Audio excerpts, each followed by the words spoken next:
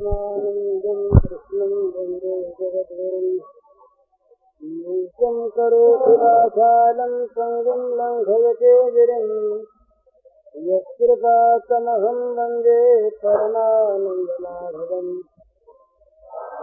श्रीमन्मदनगोपालं बृन्दारण्य पुरन्दरम् श्रीगोविन्दं प्रपद्येऽहं दीनानुग्रहकारकम् वन्दे मुकुन्दमरविन्ददलायताक्षम् कुन्देन्दुशङ्खदशनं शिशुरूपवेशम् इन्द्रादिदेवगणवन्दितपादपीठम् वृन्दावनालयमहं वसुदेवसेनम् नवजलधरवर्णं चम्पकोद्भासिकरणं विकसितनलिनाश्रियं विस्फुरन्मन्दहास्यं कनकरुचिरकुलं चारुबर्हावशीलं कमपिनिशिरसारं नौमि गोपीकुमारम् वंशीविभूषितकरान्नवनीरदाभात्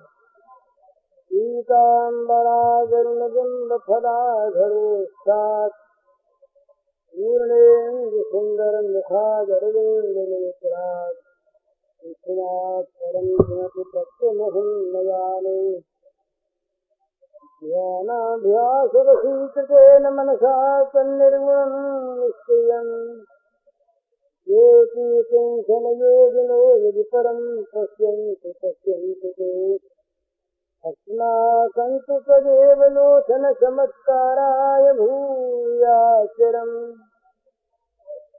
आनन्दे पूर्णेषु यत्किमपि तन्नीलं बहु भावति श्रीहरि अखिल विश्व चराचर के रूप में अभिव्यक्त भगवान के दृष्टि से आप सबके श्री चरणों में मेरे सभक्ति नमस्कार। गुरुजनों को विशेष नमस्कार। यहाँ बैठना होता तो सब लोग सुविधा से बैठते और मैं भी ठीक बैठता, और आज हो नहीं सका। आप बहुत से गुरुजन हैं, मुझसे बड़े हैं, और सब में भगवान तो हैं, तो मैं यहाँ पे ऊपर बैठा हूँ। कहने के लिए है संकोच होता है। मनुष्य के मन में छिपी वासनाएं रहती हैं।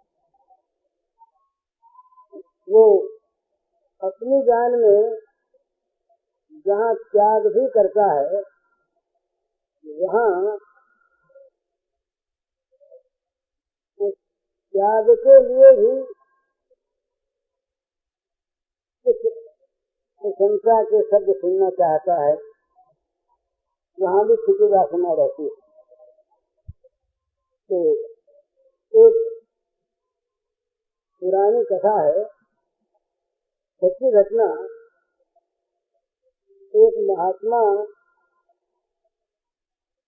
जंगल में रहा करके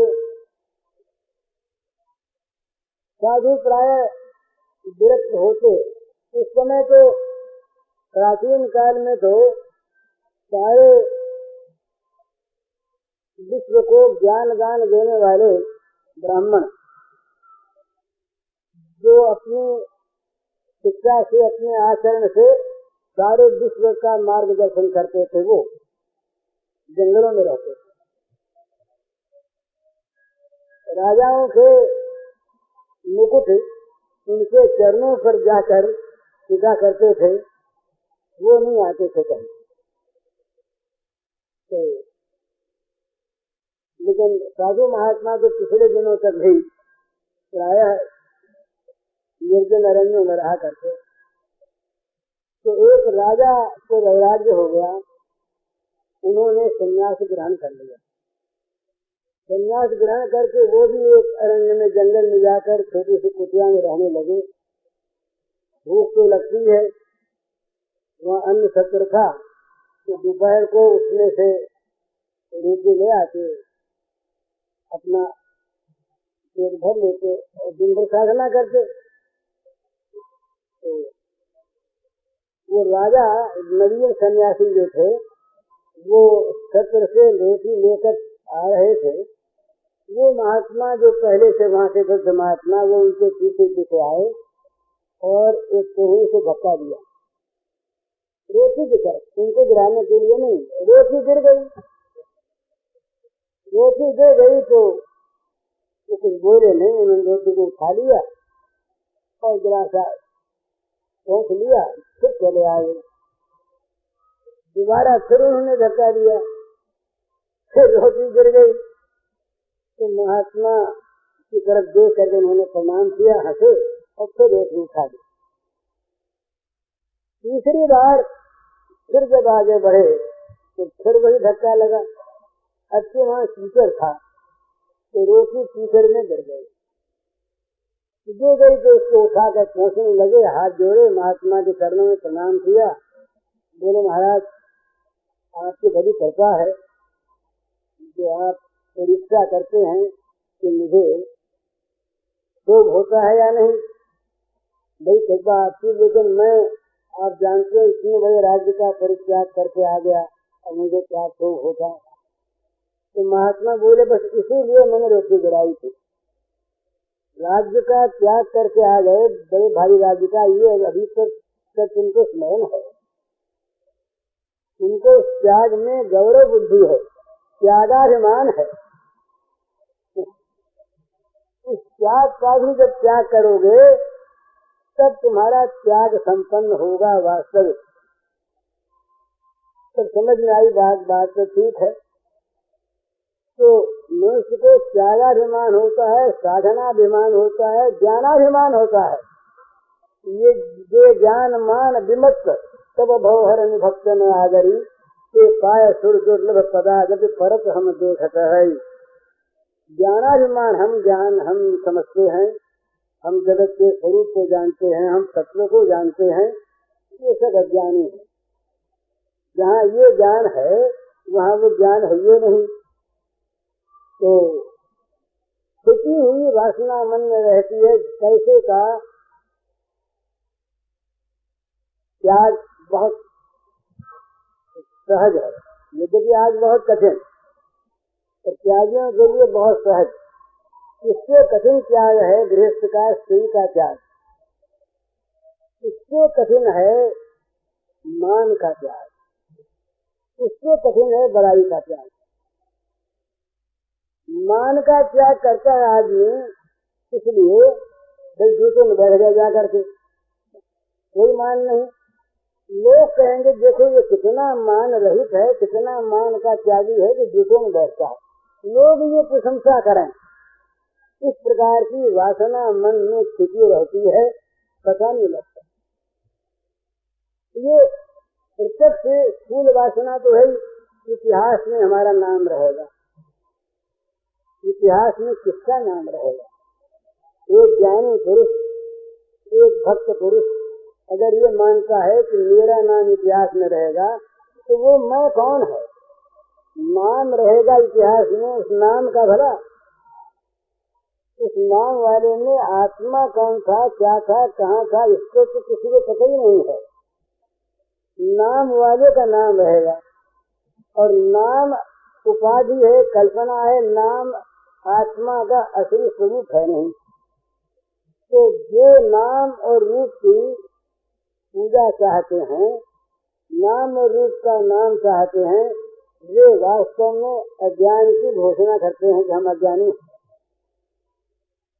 शरीर बना माँ के उदर में, पहले ये शरीर था नहीं और नष्ट हो जाएगा। मरने पर जला दिया गया, जानवर खा गए या गाड़ दिया गया तो कीड़े पड़ गए, यही तो होगा कर्मी भस्म। तो वो शरीर आत्मा नहीं, और नाम तो जन्म के बाद रखा जाता है, वो आत्मा नहीं। तो नाम और रूप इन्हीं का सम्मान होता है, इन्हीं से बड़ाई होती है। पर वो अज्ञान में फंसे हुए हम लोग भक्ति के क्षेत्र में भी लोग समझें कि ये बड़ा भक्त आदमी, बड़ा प्रेमी है, ये कहे नहीं, पर यदि उसको अपने ये बड़ाई के शब्द मधुर लगते हैं, मीठे लगते हैं, बड़ाई जहाँ नहीं होती वहाँ वो सोचता है कि यहाँ तो कोई प्रेमी आदमी है नहीं, चाहता बड़ाई, और जहाँ निंदा होती है वहाँ समझते हैं वो कहता है यहाँ तो सब भगवत विरोधी लोग हैं, चाहे भगवत विरोधी न हो उसी के विरोधी हो। तो ये प्रत्यक्ष है कि वो अपनी प्रशंसा चाहता है, भक्ति के नाम पर भी, प्रेम के नाम पर भी, त्याग के नाम पर भी। चैतन्य महाप्रभु ने कहा, लक्षण बताया वैष्णव का, वैष्णव बड़ा सुंदर, चिल्ला जब सुनी थे न करो दिवस विष्णुना अमानिना अमान देन कीर्तनीय सदा हरि। भगवान, इसको यूँ कहें, भगवान किसके द्वारा सदा कीर्तनीय है? भगवान का कीर्तन करने का भी वास्तविक अधिकारी कौन है? यूँ तो भगवान के नाम का कीर्तन करने के हम सभी अधिकारी हैं, वो मंगलमय नाम सभी के अधिकार की वस्तु है, सभी का कल्याण करने वाला है, इसलिए उसका विरोध नहीं। पर वास्तविक अधिकारी कौन? तो कहा कि जो अपने को रास्ते में पड़े हुए घास के सूखे तिनके से भी छोटा मानता हो, अपनी इस तिनके अपेक्षा भी अपने को नीचा मानता हो, केवल व्याख्यान देने बैठे उस समय नहीं, वास्तव में उसके व्यवहार में, उसके बर्ताव में सच्चे मन से ये चीज हो, दिखावे के लिए नहीं, अपने को नीचा मानता हो। और करोड़ी में सहिष्णुता ये भक्तों के लक्षण है। वृक्ष के समान सहनशील हो, अब वृक्ष को त्यागी नहीं कहा, सहनशील ही कह दिया। तो आप वृक्ष की सहनशीलता देखिए, ये गर्मी सर्दी वर्षा सहना ये तो स्वाभाविक है ही, ये तो प्रत्येक वृक्ष कहता है। पर वृक्ष में और विशेषताएं हैं। पका हुआ आम है पेड़ पर, नीचे से आप पत्थर मारिए, पत्थर मारने वाले को बदले में वो पत्थर नहीं देगा, बदले में रसीला आम देगा। पत्थर मारने वाले को रस भरा आम देगा और उसको केवल सहनशीलता ही मानेगा, दान नहीं, उपकार नहीं। पेड़ को काट डालिए, काट करके उसको चीर कर मन माने तौर पर उसको तराश कर बनाकर अपने दीवार बना लीजिए, अलमारी बना लीजिए, छत बना लीजिए, आपकी हर सेवा के लिए तैयार रहेगा। कट कर खुद कर तराशा जाकर कभी कहेगा नहीं मैंने उपकार भी किया है, ये सहनशीलता, ये भी उपकार नहीं। इससे भी आगे उसको जला दीजिए, उसको काट कर उसके अंग अंग को आप जला दीजिए, वो जल करके आपका भोजन बना देगा, रोटी पका देगा, आपका यज्ञ सिद्ध कर देगा। गंदे से गंदी चीज सब मुर्दा उसको जला देगा और गंदा कूड़ा सब जला देगा, उसको अपना रूप दे देगा, आग बना लेगा। कभी कहेगा नहीं कि मैंने उपकार किया। ये वैष्णव का लक्षण। वैष्णव में अभिमान नहीं होता, वैष्णव में मैं किसी बात को लेकर के ऊंचा हूँ, किसी बात को लेकर के ये भावना नहीं होती। वो निरंतर अमानी होता, अमानियों को मान लेता है।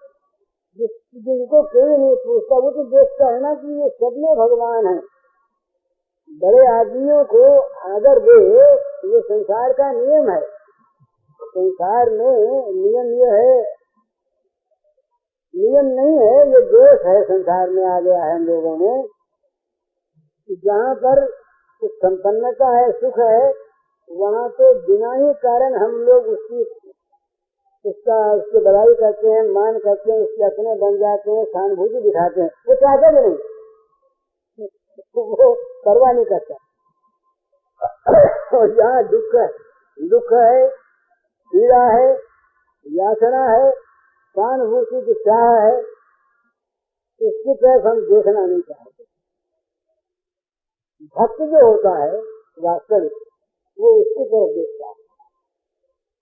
वो देखता है कि जहाँ जहाँ पर दुख है, जहाँ जहाँ पर पीड़ा है, वहाँ वहाँ पर भगवान उस पीड़ा के रूप में, याचना के रूप में, दुख के रूप में अपनी दी हुई चीज जो हमारे पास है उसके द्वारा अपनी सेवा चाहते हैं।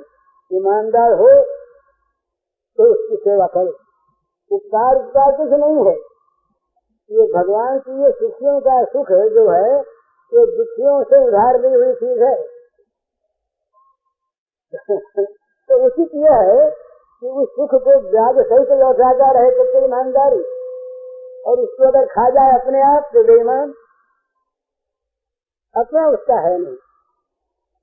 तो ये भक्त की परिभाषा करते हैं कि भक्त सबको मान देता है, मान चाहता नहीं, वृक्ष के समान सहनशील है। इसके द्वारा भगवान कीर्तनी होते हैं। इसके मुख में जो नाम के रूप में भगवान आते हैं, उसकी वाणी में जो भगवान आते हैं, वो भगवान त्रिभुवन को पावन करने वाले होते हैं। भुवनम पुनाति गदगदा द्रवते ये सचित्तम हसित भीषण प्रचित्त विलब्ध उदगात नृत्य मद्भक्त युक्तो भुवनम पुनाति। भागवत का श्लोक है, भगवान के वाक्य है। इस प्रकार मेरा नाम लेते ही, मेरा स्मरण करते ही जिसका हृदय दैविक हो जाता है, वाणी गदगद हो जाती है, तो कभी उसकी मस्ती में हंसता है, कभी रोता है, कभी चिल्लाता है। दिखावापन बिल्कुल नहीं, स्वाभाविक होता है। और कभी लज्जा छोड़कर नाच उठता है। ऐसा जो मेरा भक्त है वो त्रिभुवन को पावन करता, अपने आप को ही नहीं। तो ये त्रिभुवन पावनी शक्ति इसमें आती है जो सब प्रकार की जगत की आशाओं को छोड़कर, जगत के इन मिथ्या सुखों में जो ठीक ठिकाने से मन में विरक्ति करके केवल और केवल भगवान के चरणों में अपने को समर्पण कर देता है। ये राधा भाव की बात, गोपी भाव की बात, पता नहीं क्या बात है। जब मैं इस पर सोचता हूँ तो मैं देखता हूँ कि न मालूम कितनी दूर हम लोग हैं इससे। मैं तो अपनी बात कहता हूँ, इतनी दूर कि जिसकी दूरी की सीमा नहीं। इसके प्रेम के स्वरूप को जानना तो बड़ा कठिन है।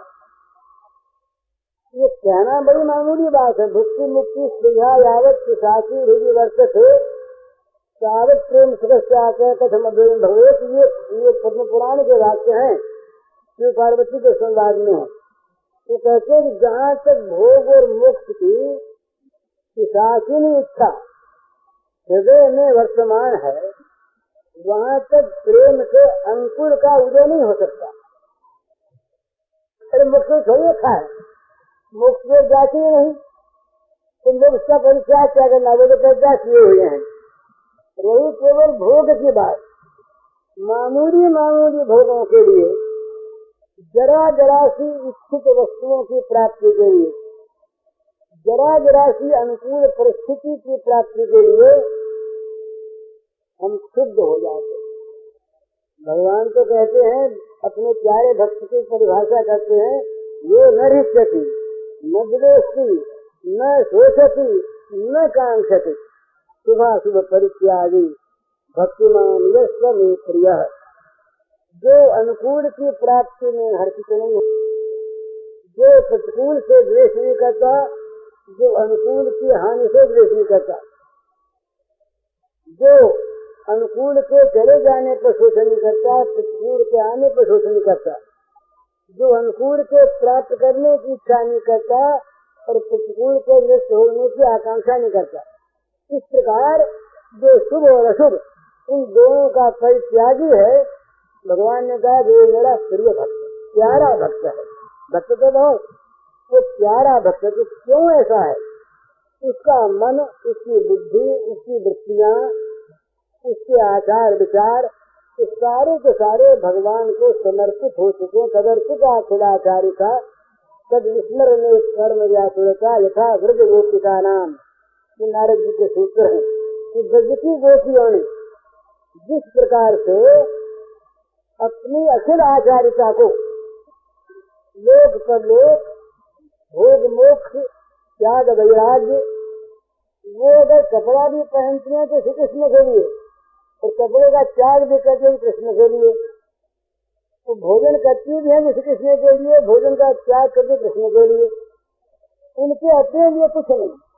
इस प्रकार जो अपने को सर्वथा विस्मृत करके सर्वथा सर्वदा वो प्रियतम सुखमय सुखद जीवन जिसका हो जाता है, वो गोपी प्रेम की पाठशाला के कटहरे का पाठ सीखने का अधिकारी होता है। कटहरे का, अरे नहीं तो आप समझिए पद्म पुराण में कथा आती है, भगवान के सखा अर्जुन निरंतर साथ रहने वाले, जिन अर्जुन के लिए भगवान ने गीतोपदेश किया, 7 शब्दों में किया, कहा कि तुम मेरे इष्ट हो, तुम मेरे प्रिय हो, इसलिए मैं तुमको अपना गुह्य रहस्य बतलाता हूँ कि सो सुने गढ़ मिठी सतो वक्ष्यामि तेहितम वक्ष्यामि, तुम्हारे हित के लिए कहता हूँ सर्व गुह्यतम। वो भगवान अर्जुन को कभी डरने नहीं ले गए। अर्जुन ने इच्छा की, अर्जुन के मन में आया कि ये श्री कृष्ण शरणागति तक की बात हमें कह गए, बड़ी ऊंची बात।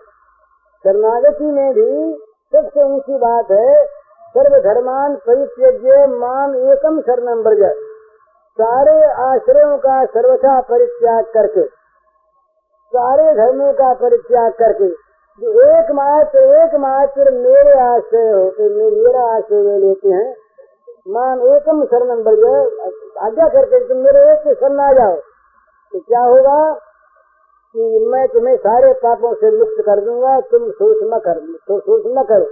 अहं तो असल पापे जो मुक्त ना सके।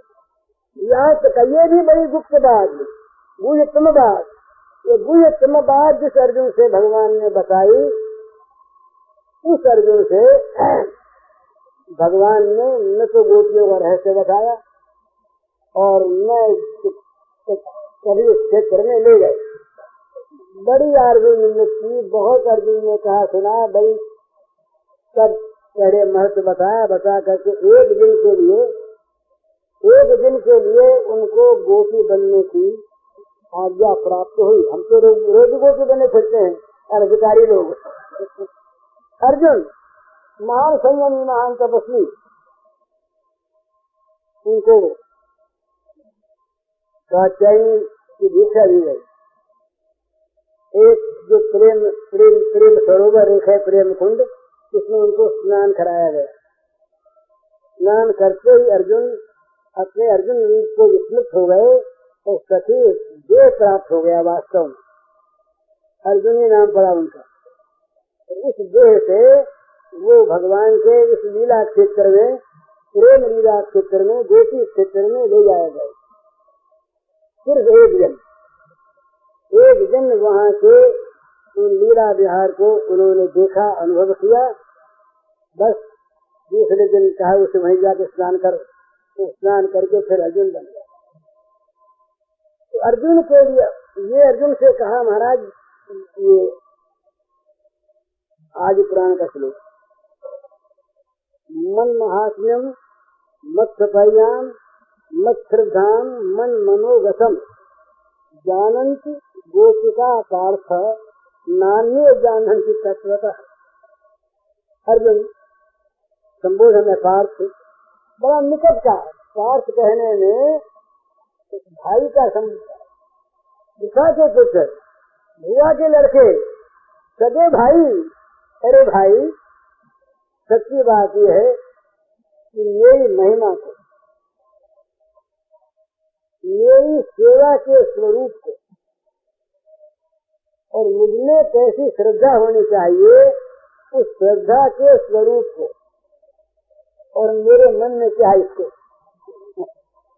तत्व से यदि कोई जानता है तो वो केवल गोपियां है और कोई नहीं। नान्य जानती अन्य न जानती, दूसरे कोई तत्व से नहीं जानते, जानते तो हैं पर जिस प्रकार से तो ब्रह्म ज्ञान की प्राप्ति जिसको हो जाए, ब्रह्मभूत हो गया।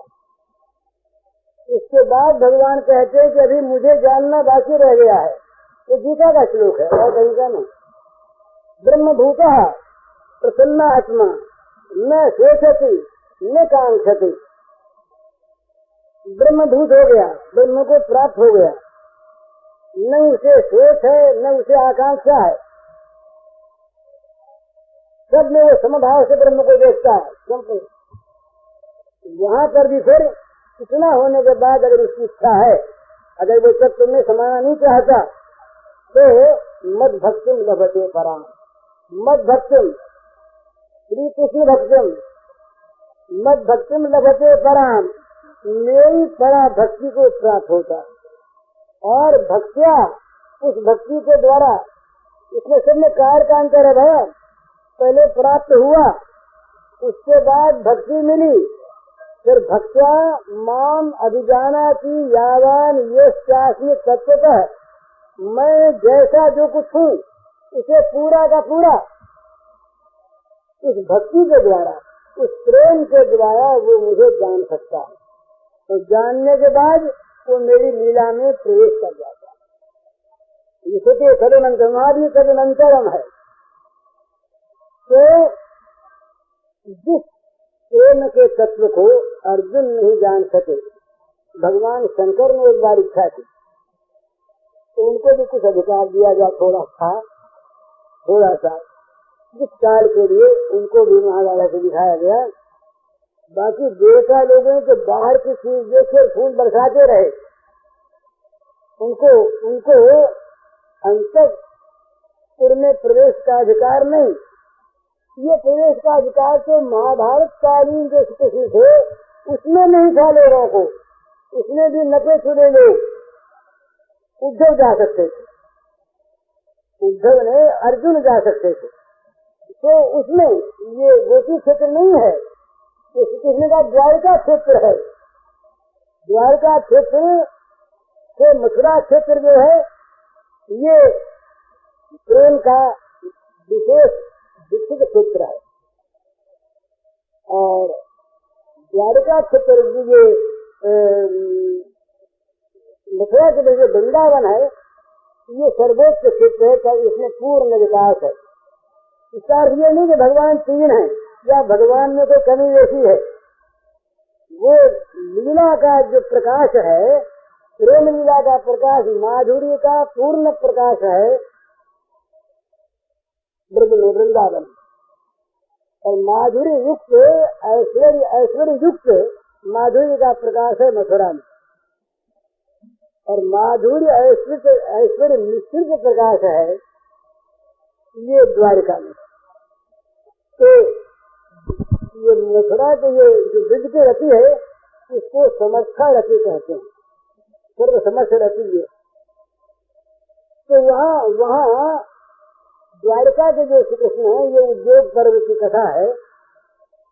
ये जब संजय आए हैं यहाँ, संजय देख करके लौटे और गए युधिष्ठिर के पास, तो संजय ने धृतराष्ट्र के पास, संजय ने धृतराष्ट्र से एकांत में कहा कि महाराज एक बात मैं आपसे कहना चाहता हूँ।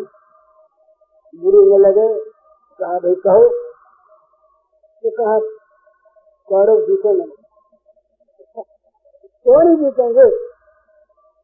दल की बात नहीं कही वहां पर, कौरवों में बल कम है या पांडवों में ज्यादा, ये बात नहीं कही। बोले मैं दृश्य देख करके आया था, इस दृश्य को देखकर मेरे मन में आ गई कि कौरव हारेंगे, जीत नहीं सकते। क्या देख करके आए हो? तो कहा श्री कृष्ण के अंतःपुर में जाने का किसी को अधिकार नहीं है, मुझे अधिकार है।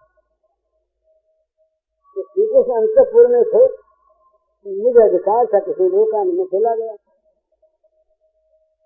तो श्री कृष्ण की गोद में अर्जुन सोए हुए थे, अर्जुन का सिर श्री कृष्ण के गोद में था, और सत्यभामा जी द्रौपदी जी दोनों बैठी थी दूर। उनकी गोद में, एक की गोद में अर्जुन का एक चरण और दूसरी गोद में अर्जुन का एक चरण, वो पाद संवाहन कर रही थी। तो श्री कृष्ण ने उनके मस्तक पर हाथ फेर रहे। तो जहाँ श्री कृष्ण के अंतःपुर में अर्जुन के प्रति इतना प्रेम है, तो वो अर्जुन कभी हारेगा क्या? तो ये अंतःपुर में प्रवेश का अधिकार द्वारिका में भी है, एक को नहीं था। और ब्रज की लीला में तो यहाँ तो गोपांगनाओं के सिवा ये सखाओं का भी वहाँ पर वर्जन था। भला एक दो सखा, तो ये बात आती है, बाकी सखा भी इस क्षेत्र में नहीं जा सकते। तो इस प्रकार से ये जो अत्यंत परम श्रेष्ठ परमोच्च जो साधना का स्तर है, वो है ये प्रेम। तो उस प्रेम में उस पहली बात में कह रहा था कि ये भोगेच्छाओं का त्याग, ये मलिन इच्छाओं का त्याग, ये पहले होना चाहिए। और ये हो जाता है अपने आप प्रेम की इच्छा होने पर। ये प्रेम की जो इच्छा है, भगवत प्रेम की इच्छा ही, प्रेम नहीं मिला। यदि भगवान के प्रेम की इच्छा हमारे मन में वास्तव में जागृत हो गई, उस इच्छा में इतना बल है, वो इच्छा इतनी शक्ति रखती है कि दूसरी सारी इच्छाएं इसके सामने आ तो सकती नहीं, दूर ही से भस्म हो जाती है, ध्वस्त हो जाती है, रह नहीं सकती। अन्य कामनाओं का वहाँ तो अन्य कामना तो कब रहे कि जब किसी अन्य भोग में किसी प्रकार की भी सुख की आस्था हो। ये तो ब्रह्मलोक तक के भोग तो गए ही, मुक्ति तक का ये भुक्ति मुक्ति आवत, मुक्ति तक का जो सुख है ये भी उनको वांछनीय नहीं है। दीयमानम न गृह्णन्ति विना सेवनम जना, देने पर भी वो ग्रहण नहीं करते। तो इस प्रेम में सबसे पहली बात है, अगर हम इस ओर जाए तो हमारा जीवन तो पहले पवित्र आदि हो जाए। हमारा जीवन पवित्र क्यों है? ये जो बुरे बुरे विचार हैं, बुरे आचरण हैं, जिनको 6 शत्रु कहा है, षड्रिपु, काम, क्रोध, लोभ, मोह, मद, मत्सर, इन 6 के शत्रु बताया है। ये 6 शत्रु जगत के भोग के क्षेत्र में से कभी हट नहीं सकते। ये भोग के क्षेत्र में इनका निवास अनिवार्य है। जहाँ भोग का क्षेत्र है वहाँ ये रहेंगे ही। भोग के उस क्षेत्र में जरा सा इनका बहिष्कार होता है, जहाँ भोग सारे भगवान को समर्पित हो जाते हैं, ये रहेंगे ही। तो भोग के क्षेत्र में ये रहेंगे। और प्रेम के क्षेत्र में ये बड़ी रसीली चीज है। भगवान जो है ना, प्रेम वाले भगवान, मधुर भगवान, ये सबको अपना लेते हैं। ये कहते भाई हम किसी का बहिष्कार नहीं करते, तिरस्कार नहीं करते, हमको जो दोगे हम ले लेंगे।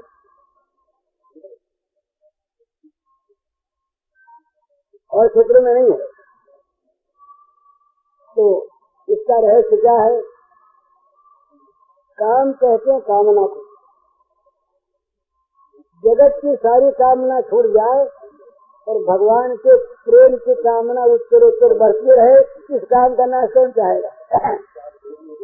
ये काम बड़ा उत्तरोत्तर, ये सब जगह संतोष करना चाहिए, पर भगवत प्रेम में भगवत भजन में कोई संतोष हो जाए तो पाप खा गया, वहाँ संतोष है ही नहीं। इसीलिए वहाँ कहा कि प्रतिक्षण वर्धमानम, प्रेम क्षण क्षण में बढ़ता है। क्यों बढ़ता है? उसको ये दिखता है ही नहीं, है ही नहीं, प्रेम है ही नहीं, तो कुछ मिले कुछ मिले। प्रेमी कभी नहीं मानता कि मेरे में प्रेम है। प्रेम का कहीं अंत नहीं होता, प्रेम निरंतर बढ़ता रहता है, ये नियम है। ज्ञान के बाद कुछ प्राप्त करना रहता नहीं, और प्रेम में प्राप्त करना कभी चुकता नहीं। वहाँ तो रोज नया चाहिए, रोज नया चाहिए, और रोज वो नए नहीं तैयार। यहाँ नित्य नव प्रेम, वहाँ नित्य नव सौंदर्य, यहाँ नित्य नव आकांक्षा, वहाँ नित्य नव माधुर्य, यहाँ नित्य नव विलास, वहाँ नित्य नव विलास लीला। तो वहाँ पर दोनों में होड़ लगी रहती है। तो कामना करो, बड़ी अच्छी कामना, भगवान के प्रेम की कामना करो। भगवत प्रेम के विरोधी जो कुछ भी अपने अंदर भाव है, उनको बहुत क्रोध करो, उन सबका नाश करना चाहोगे, सबका खून कर देंगे, सबकी हत्या कर देंगे। जो भी भगवत विरोधी भाव हमारे जीवन में एक उन्हें इतना क्रोध करो, उनको सहो मत, उनको क्षमा मत करो। जो आदमी अपने दोषों पर क्षमा करता है, वो आदमी पापों को आश्रय देता है। क्षमा मत करो, क्रोध करो, और भजन का प्रेम का लोभ करो। जितना हो उतना अच्छा, कमी हुआ है और मिले और मिले और मिले। राधा कहती हैं कि एक जीव से क्या उनके नाम का आनंद लें। कि करोड़ जीव होती तो कुछ स्वाद आता, कुछ स्वाद आता। एक जीवा से क्या स्वाद आवे। तो लोभ करो, बड़ा अच्छा। मोह करो, संसार का सारा मोह छूट जाए और भगवान में इतना मोह हो जाए कि किसी प्रकार से किसी अवस्था में भी उसका त्याग करने में समर्थ ही न हो। ज्ञान भी उस मोह को न हटा सके, तो कभी उस मोह को न हटा सके। इतना मोह करो और मद करो, हम उनके दास हैं, वो हमारे स्वामी हैं, ये करने में कोई आपत्ति नहीं। और लीला में मत्सरता का दोष नहीं है। एक दूसरे के आगे बढ़ो, खूब गिराओ मत, किसी को देख के डरो मत, तो बदल जाएगा। तो ये 6 ऋतु हैं, ये 6 मित्र हो जाएंगे इसमें साथ। इस साधना में जहाँ लगे प्रेम की साधना में, तो छोड़ना नहीं पड़ेगा। केवल विषय बदलना है, भोग की जगह भगवान को बढ़ा देना, इतना ही। हमारे हृदय के सिंहासन पर जो भोग बैठे हैं, उनको उतार करके उनकी जगह भगवान को बढ़ा देना। चीज यही थे, घर यही रहे, हम यही रहे, बुद्धि यही रहे, मन यही रहे, चीजें यही रहे, खाना पीना यही रहे, कपड़े यही पहने, कोई आपत्ति नहीं, कुछ न बदले।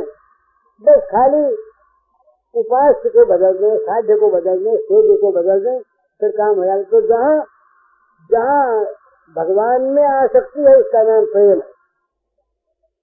भगवान में आसक्ति का नाम प्रेम। आसक्ति का त्याग नहीं, भगवान में खूब राग करो। और जहाँ भोग में राग है, उसका नाम आसक्ति है, वो दोष की चीज है। भोग के राग का त्याग, भगवान के राग का ग्रहण नहीं, संवर्धन। नित्य नहीं वो राग की वृत्ति बढ़ती रहे भगवान में। तो ये पवित्रता क्यों नहीं आती हमारे अंदर? ये काम कालुष्य, ये हमारे अंदर अंधकार ये बना हुआ क्यों है?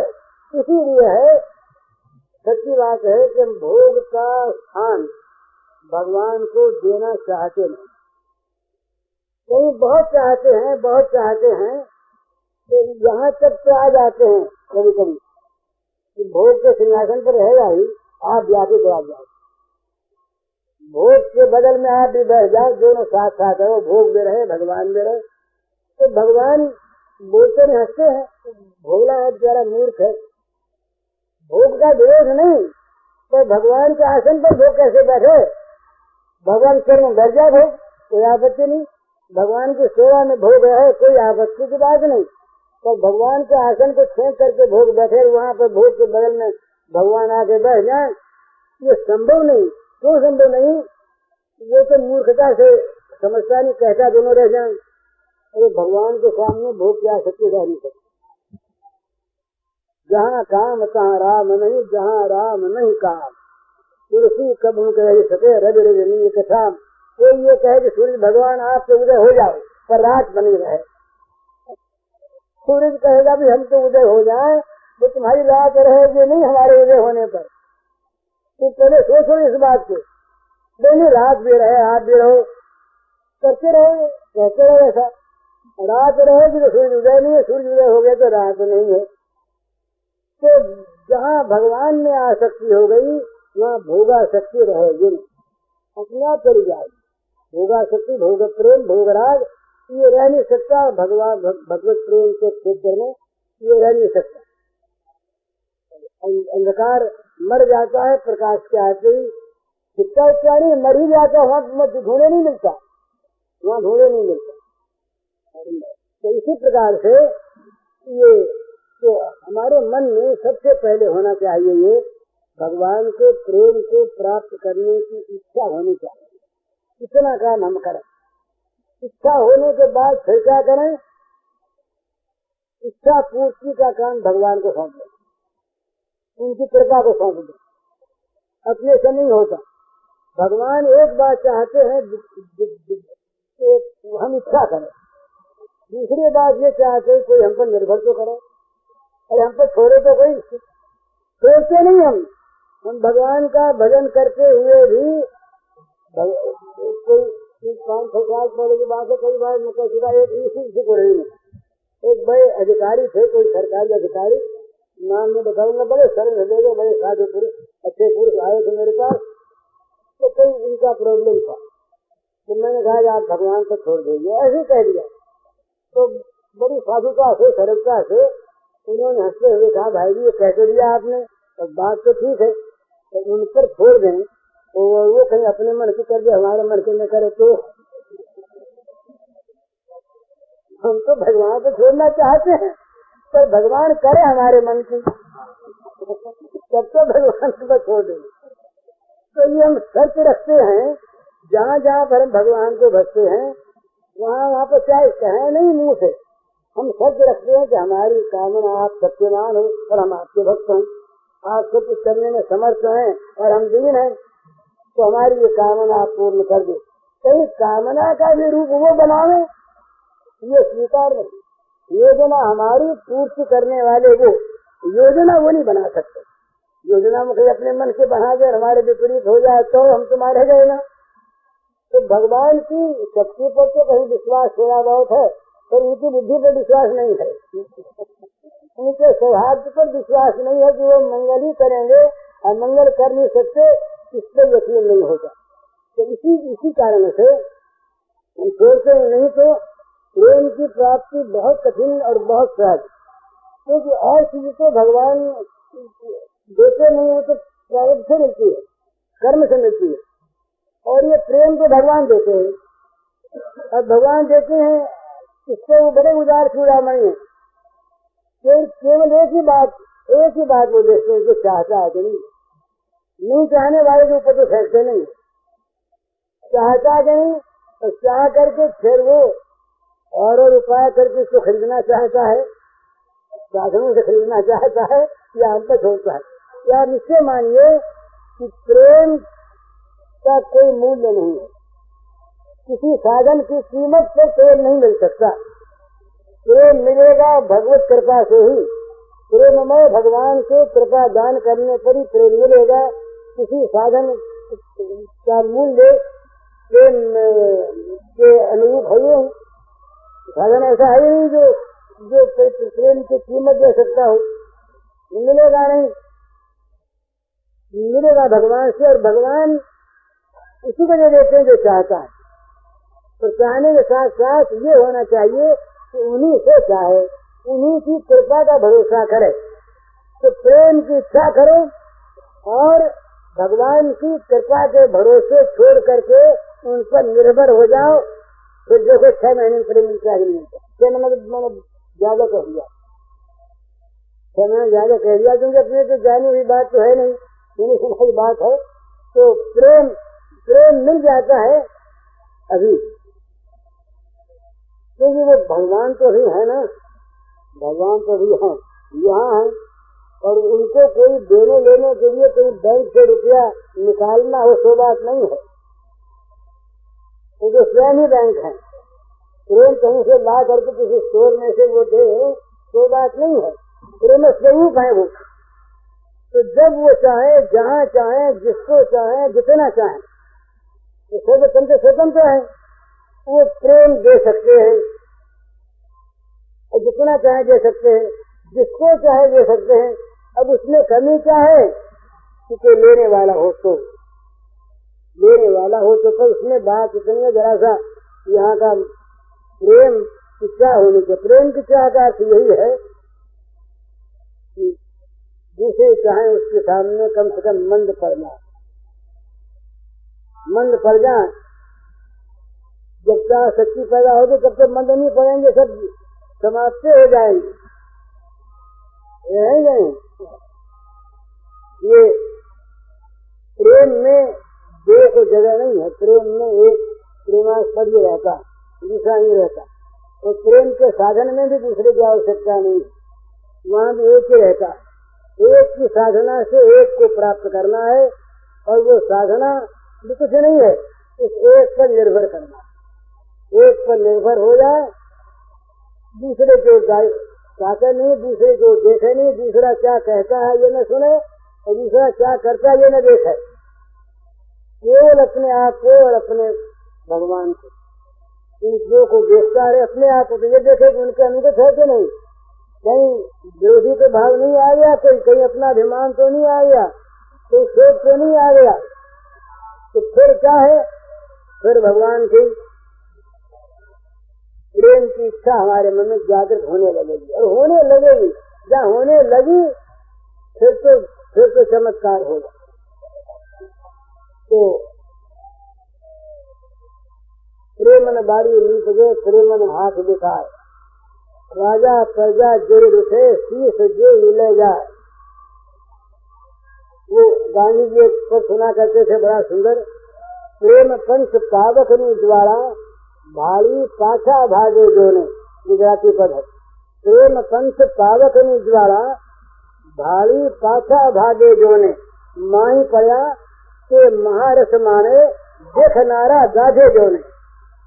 वो कहा कि जो प्रेम का पंथ है ये अग्नि के लपट है, पावकनी द्वारा तो सचमुच लपट है, ये सारी ममता को जला देता है। ये पथ ही प्रेम के पथ पर आए तो जगत की सारी ममता, ये तो नहीं कहना चाहिए कि ममता के पदार्थ जल जाएंगे, तो वो जल गए अपने आप, इन्हें ममता नहीं रही। तो दूर से देख करके आदमी कहाँ बजाता है कि इस प्रेम के पथ में नहीं जाना। पावकनी द्वारा भाली पाछा भागे, इसको दूर से देख करके ही वापिस भागने लगते हैं कि इधर नहीं जाना। लेकिन माही पड़ा के महारस माने जो इस प्रेम की आग में कूद पड़े, उनको आग जलाते नहीं, वो तो महान महान अमृत के समुद्र में निमग्न हो जाते हैं, महान रस की प्राप्ति करते हैं। लेकिन देखना रहा गाधे जो दूर से देखते हैं वो जलते रहते हैं, दूर से देखने वाले तो जलते रहते हैं, और जो इस अग्नि में अंदर प्रवेश कर जाते हैं, माही पड़ा जो अंदर गिर जाते हैं, वो महारस महान रस अमृत रस प्रेम सुधा रस अत्यंत शीतल अत्यंत मधुर, उसका पान करते रहते हैं, उसमें निमग्न हो जाते हैं। तो एक बार इसमें डर लगता जरूर है, पर इस डर को मन में संभाल लेना पड़ेगा कि इस डर से डरना नहीं है। ये जो चीज जाएगी उसके बदले में ऐसी चीज मिलेगी, ऐसी में भगवान की ममता मिल गई, जगत की ममता जा करके, तो देखिए ना तो कितना लाभ हो गया। अरे भगवान हमारे जगत का सारा ऐश्वर्य, जगत का सारा भोग, ये भगवान के संकल्प में भी नहीं है, संकल्प मात्र का अंश मात्र में है। इस सारे भोग के स्वामी, सारे ऐश्वर्य के मालिक वो हमारे हो गए, कितना मिलना बचे रह गया। मिलना बाकी है क्या? तो वो जो समस्त ऐश्वर्य के स्वामी हैं उनकी ओर हम न देख करके हम मामूली तुच्छ विनाशी क्षण विध्वंसी दुख परिणामी भोगों की ओर देखते हैं और भगवान को भूल जाते हैं। और यदि कहीं भगवान को याद भी करते हैं तो कहते हैं महाराज इन भोगों की सेवा आप किया करो, आप हमारे स्वामी हो, हमारे साथ आप इनकी सेवा करो। तो भगवान को भोगों की सेवा में लगाना चाहते हैं।